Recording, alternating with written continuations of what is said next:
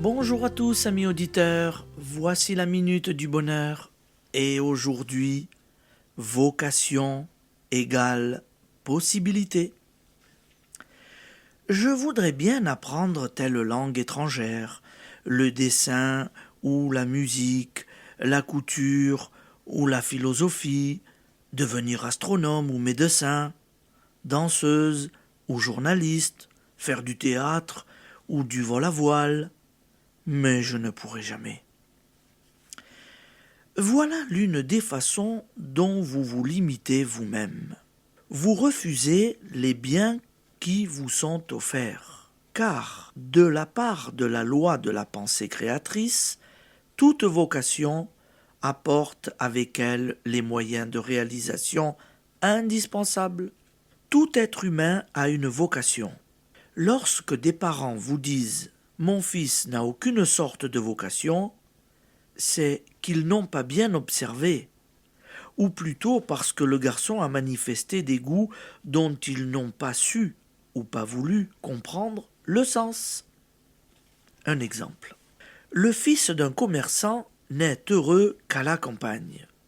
Il passe ses vacances à travailler avec les enfants des fermiers, se passionne pour les races bovines ou ovines. On se moque de lui, sans comprendre qu'il montre ainsi une vocation pour l'agriculture.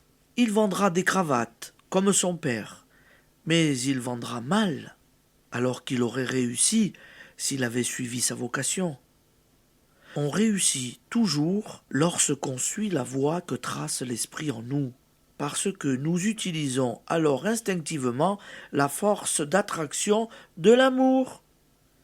Nous travaillons avec ténacité et passion. Mais il faut que vocation s'accorde avec travail.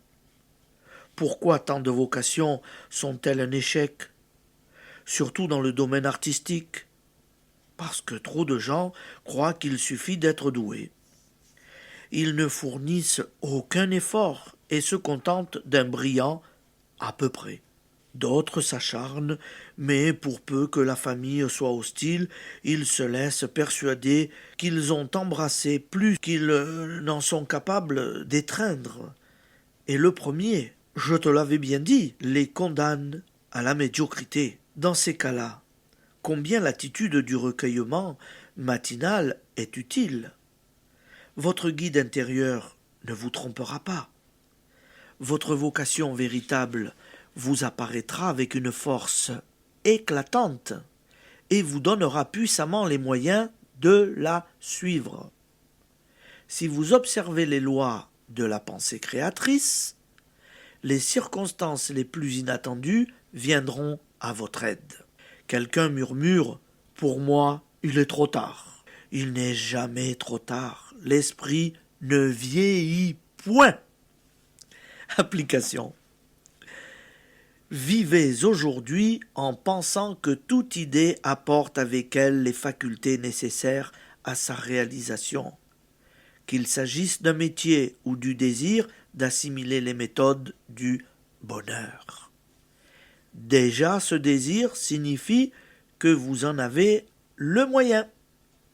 Allez, bonne journée amis auditeurs et à demain.